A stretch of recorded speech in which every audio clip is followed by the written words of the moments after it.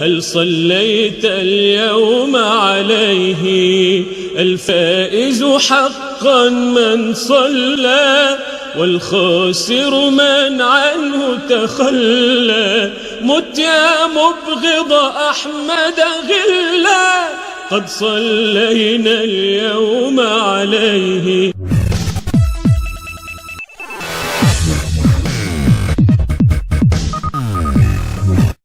والصلاة والسلام على أشرف المرسلين.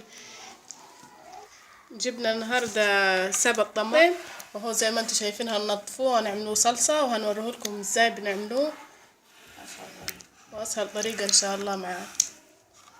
وهو بعد ما غسلنا الطماطم ونضفناها يعني زين وغسلناها مرة واثنين وثلاثة، دلوقتي هنقطعها، وبأسهل طريقة هنخزنها في الفريزر. هنضربها في الخلاط. جماعة دي احنا وام شهاب جايبينهم مع بعض، وسعرها كان 80 جنيه. اول حاجة اقطع طماطمتين في الخلاط، يعني تقطيع صغير عشان ما احطش مية.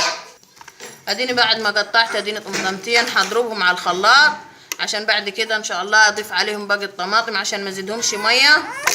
ادينا ضربنا شوية في الخلاط وهنكمل الباقي.